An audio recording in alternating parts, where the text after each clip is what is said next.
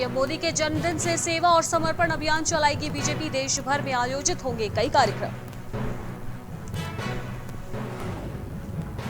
उत्तराखंड के मनोज सरकार ने टोक्यो पैरालंपिक में किया शानदार प्रदर्शन, बैडमिंटन में जीता कांस्य पदक।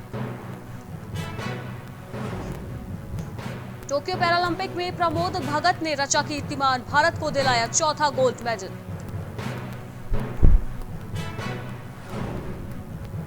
बाइडेन सरकार का बड़ा फैसला, 9/11 आतंकी हमले से जुड़े दस्तावेजों को गोपनीय सूची से हटाने का दिया निर्देश। पंजशीर में बढ़त के बाद तालिबान लड़ाकों ने जश्न मनाते वक्त हवा में की गोलीबारी, 2 लोगों की हुई मौत।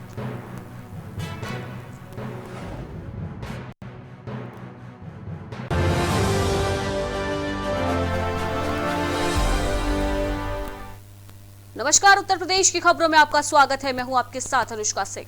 2 दिवसीय दौरे पर अमेठी पहुंची केंद्रीय मंत्री स्मृति ईरानी ने निशाने पर एक बार फिर से कांग्रेस नेता राहुल गांधी को ले लिया है। आपको बता दें कि राहुल गांधी के अमेठी के जगदीशपुर सीएचसी में ऑक्सीजन प्लांट के लोकार्पण के मौके पर स्मृति ने मंच से अमेठी के पूर्व सांसद राहुल गांधी पर जमकर निशाना साधा, जहां उन्होंने कहा कि कोविड की वैश्विक महामारी ने जब अमेठी के दरवाजों पर दस्तक दी तो यहाँ के वरिष्ठ नागरिक जानते हैं कि अमेठी में ढंग का जिला अस्पताल भी नहीं था। स्मृति ईरानी ने आगे कहा कि अमेठी के प्रशासन ने ये संकल्प लिया कि भारत सरकार और प्रदेश सरकार के साथ समन्वय कर जो 70 साल में अमेठी में नहीं हो पाया है वो व्यवस्था अब हम कर दिखाएंगे और अब धीरे धीरे अमेठी की तस्वीर बदल रही है।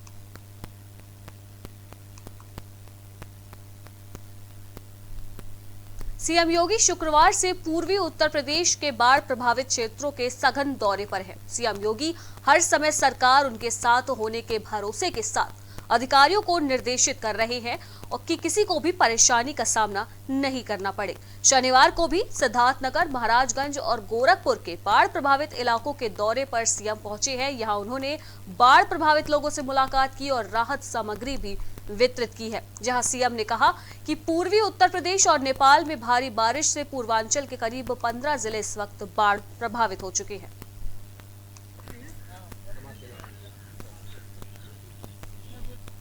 कि इस आपदा के समय कोई व्यक्ति अपने को असहाय महसूस न करे, इसके लिए हर संभव प्रयास किए जा रहे हैं।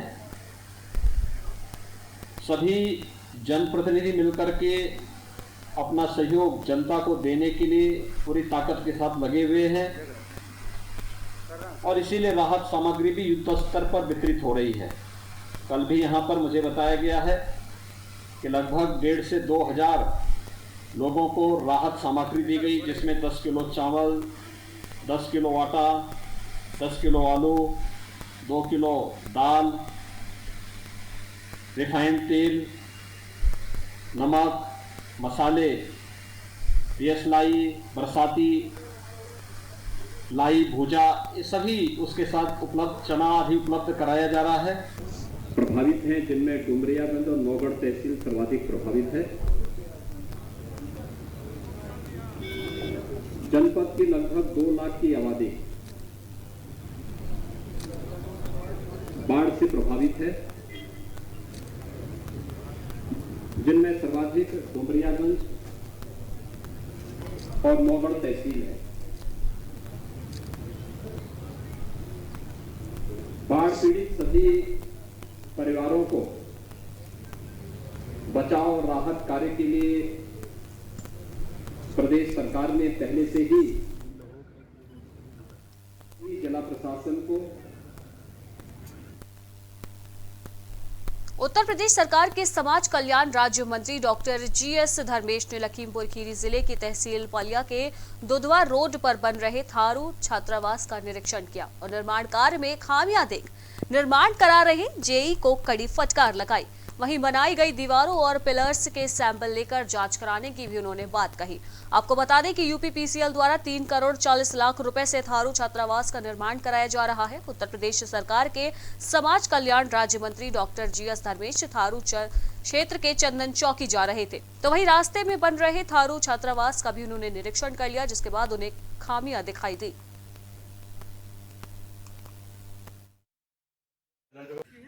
आज ये पलिया के अंदर छात्राओं के लिए छात्रावास बन रहा है और यूपी पीसीएल के द्वारा विभाग के द्वारा इसका निर्माण कराया जा रहा है। आज मैं यहाँ पर आया, मैंने उसका जो कंस्ट्रक्शन देखा है और उसमें कुछ खामियां पाई गई हैं।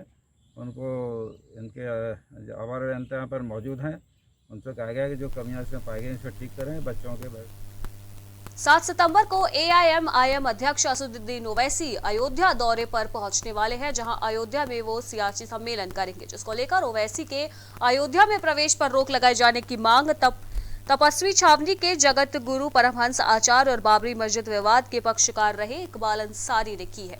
साथ ही उन्होंने अयोध्या आगमन को लेकर आपत्ति जताई है। तपस्वी छावनी के जगत गुरु परमहंस आचार्य ने शासन व प्रशासन से अयोध्या जनपद में प्रवेश पर रोक लगाए जाने की मांग की है। तपस्वी छावनी के जगत गुरु परमहंस के मुताबिक ओवैसी ने कहा है कि बाबरी मस्जिद तोड़ी न जाती तो आज सुप्रीम कोर्ट का फैसला दूसरा होता। उन्होंने बताया कि ओवैसी के द्वारा दिए जा रहे इस तरीके के बयान अयोध्या में हिंदू और मुस्लिम के बीच धार्मिक नफरत फैलाने का कार्य कर रहे हैं, इसलिए अयोध्या में उनके प्रवेश पर रोक लगनी चाहिए। तो वहीं बाबरी मस्जिद के पक्षकार रहे इकबाल अंसारी ने आपत्ति जताते हुए कहा कि ओवैसी हैदराबाद की ही राजनीति करे।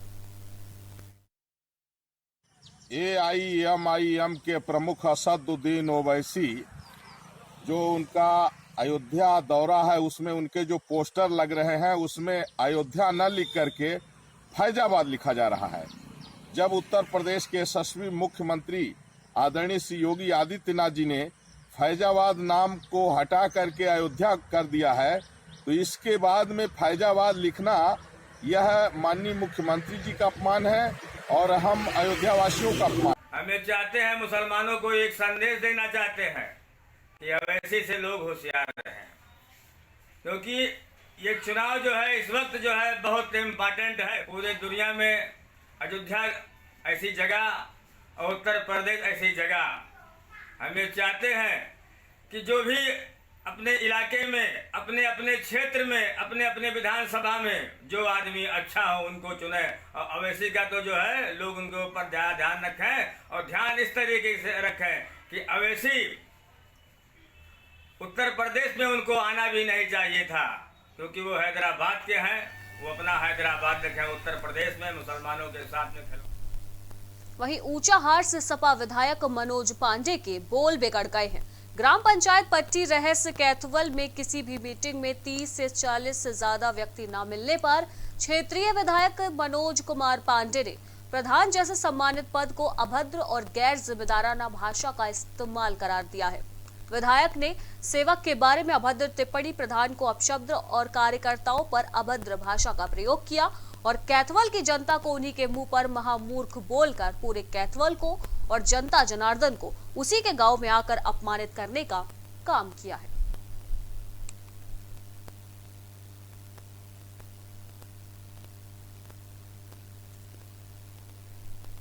खबर फतेहपुर से है, जहां स्वामी परमानंद शहीद विजय कुमार पांडे स्मारक में श्रद्धा सुमन अर्पित करने पहुंचे। स्वामी परमानंद के साथ महामंडलेश्वर स्वामी ज्योतिर्मयानंद व स्वामी चेतनानंद महाराज के साथ अन्य कई महात्माओं को शहीद के पिता राजू पांडे और मां सरिता पांडे ने आरती कर अभिवादन किया और सभी संतों का माल्यार्पण कर अंग वस्त्र भेंट कर उनका स्वागत किया। स्वामी ने स्मारक पर सजे श्री राम दरबार में शीश नमन कर आसन ग्रहण किया। उन्होंने देश में शहीद हुए सभी वीर जवानों को नमन करते हुए कहा कि जिसकी चेतना ब्रह्म में लीन है वो सभी हमसे दूर नहीं है। विजय ने विजय प्राप्त की है, जिसके लिए सभी उन्हें याद कर रही है।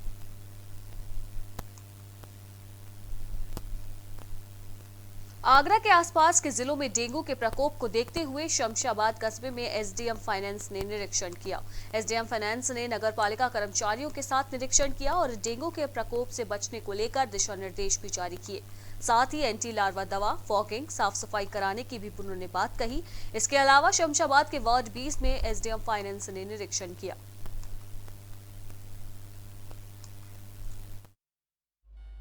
इस समय बरसात का सीज़न चल रहा है, जो सीजनल बुखार है, डेंगू है, इस तरह की रोग भी काफ़ी फैल रहे हैं। तो हम लोगों का प्रयास है कि यहाँ पर जो एंटी लार्वा छिड़काव होता रहे, फॉगिंग होती रहे, साफ़ सफाई की व्यवस्था अच्छी रहे, जिससे ये इस तरह के मच्छरों की संबंधित बीमारियाँ या अन्य सीजनल।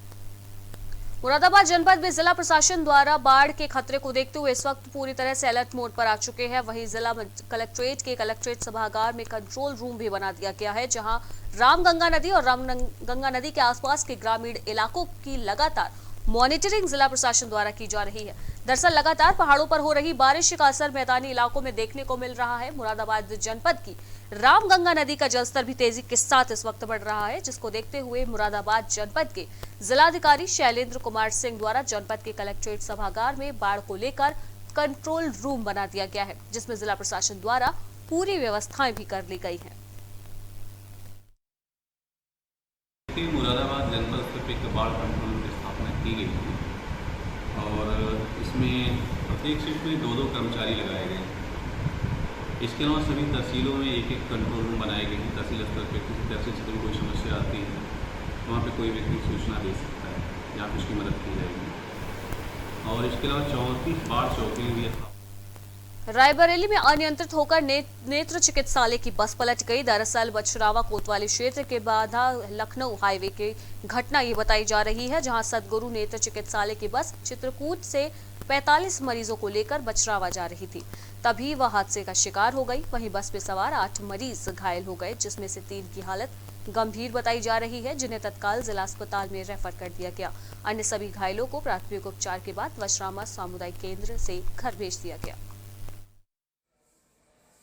मामला ये है कि आंखों के ऑपरेशन के लिए मोतियाबिंद के लिए बस आ रही थी, शायद उसका हैंडल फेल हो गया, जिससे बस ड्राइवर ने सूझबूझ से बस को नीचे खाई में गिरा लिया, क्योंकि हैंडल फेल था। किसी और जगह लगती तो दुर्घटना बड़ी हो सकती थी।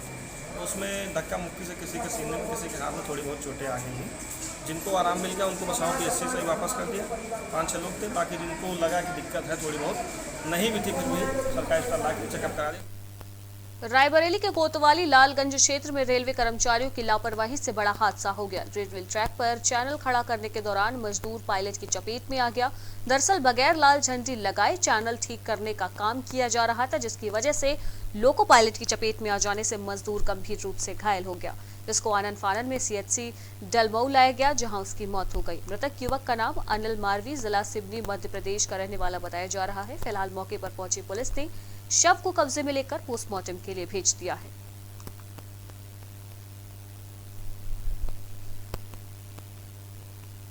ताजनगरी आगरा में रेलवे ट्रैक पर ट्रेनों की संख्या बढ़ने के साथ ही आपराधिक घटनाओं को अंजाम देने वाले शातिर बदमाश भी अब सक्रिय हो चुके हैं। आपको बता दें कि मथुरा से अचनेरा सामुदायिक स्वास्थ्य केंद्र पर सुबह एक महिला ड्यूटी करने जा रही थी, तभी परखम और साधन गांव के बीच लुटेरों ने पहले महिला के साथ लूटपाट की और फिर विरोध करने पर उसके सर पर पत्थर मारकर महिला को घायल कर दिया। घटना की सूचना मिलते ही GRP हरकत में आई और मौके पर पहुंच गई। GRP ने गंभीर रूप से घायल महिला को इलाज के लिए अस्पताल में भर्ती कराया और तुरंत बदमाशों की धरपकड़ भी शुरू कर दी गई। वहीं इस दौरान GRP ने परखम गांव के पास 2 युवकों को चोरी की मोटरसाइकिल सहित अब गिरफ्तार कर लिया है। अनीता नाम की महिला है, इसकी उम्र 45 है और ये मथुरा की रहने वाली है। ये अजनेरा में CHC में नर्स है।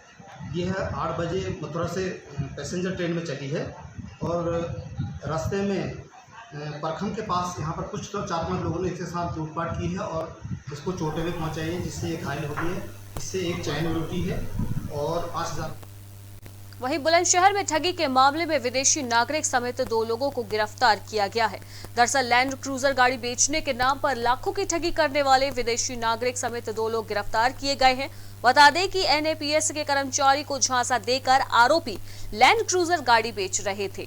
आरोपियों ने 27,59,000 रुपए खाते में ट्रांसफर भी करवा लिए थे। वहीं गाड़ी नहीं मिलने और ठगी होने पर NAPS कर्मचारी ने नरोरा पुलिस को पूरे मामले की शिकायत दर्ज कराई। शिकायत के आधार पर कार्रवाई करते हुए साइबर सेल और नरोरा पुलिस ने शारदा यूनिवर्सिटी में MBA स्टूडेंट और कैमरून निवासी विदेशी नागरिक व जनपद के सिकंदराबाद निवासी एक आरोपी को गिरफ्तार कर लिया है।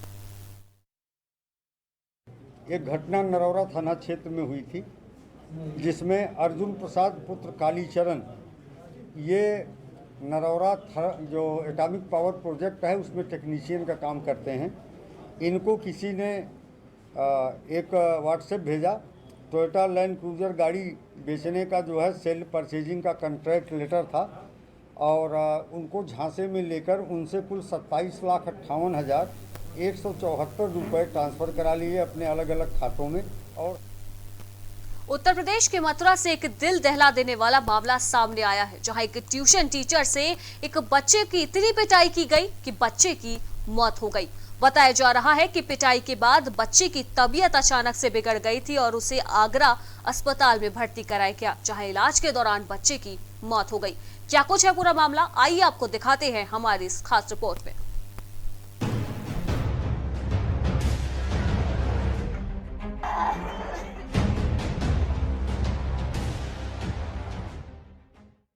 कहते हैं कि किसी भी मनुष्य के जीवन में गुरु का महत्व बहुत ज्यादा होता है।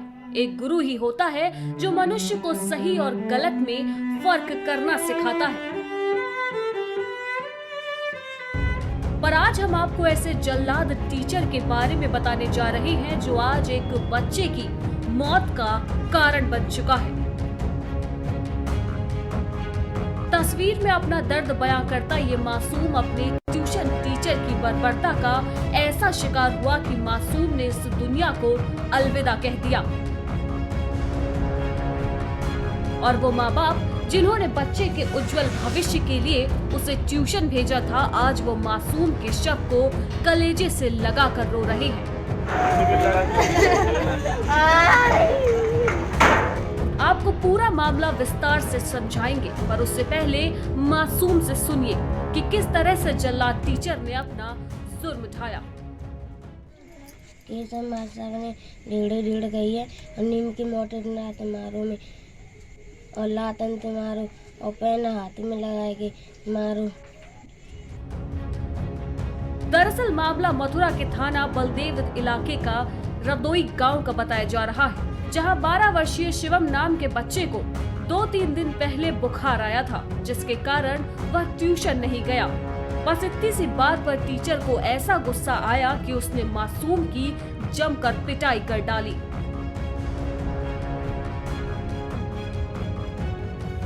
जिससे मासूम की तबीयत और ज्यादा खराब हो गई। वहीं घायल अवस्था में उपचार के लिए मासूम को आगरा में भर्ती कराया गया, जहां उसकी मौत हो गई। बता दें कि शिवम पड़ोस में रहने वाले टीचर केशव से ट्यूशन पढ़ने जाया करता था। मृतक बालक के परिजनों का कहना है कि वह ट्यूशन गया था, जहां उसकी पिटाई की गई, जिससे उसके इलाज के दौरान मौत हो गई। वहीं बालक की मौत के बाद से परिजनों में भारी आक्रोश व्याप्त है। बालक के परिजन दोषी टीचर के विरुद्ध कड़ी से कड़ी कार्रवाई की मांग कर रहे हैं। फिलहाल पुलिस ने पूरा मामला दर्ज कर लिया है। वहीं मामले में जानकारी देते हुए एसपी ग्रामीण श्रीचंद्र ने बताया कि मृतक बच्चे के परिजनों की तहरीर के आधार पर मुकदमा दर्ज कर लिया गया है और आरोपी शिक्षक को गिरफ्तार कर लिया गया है।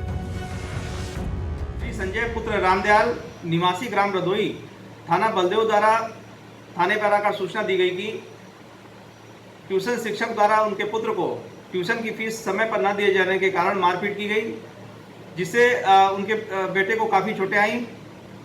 तत्पश्चात उनके द्वारा बच्चे को हॉस्पिटल में भर्ती कराया गया, जहां पर उपचार के दौरान बच्चे की मृत्यु हो गई है। इस सूचना पर थाने पर तत्काल ही अभियोग पंजीकृत कर लिया गया है। प्रकरण में साक्ष्य संकलन करते हुए साक्ष्य के आधार पर अग्रिम कार्रवाई सुनिश्चित की जाएगी। वहीं मामला सामने आने के बाद से अब अभिभावकों को अपने बच्चों की सुरक्षा का डर सताने लगा है।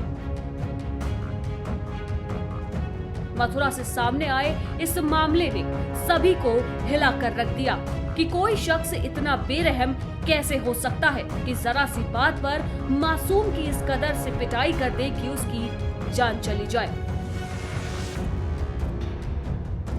Test report, Prime TV.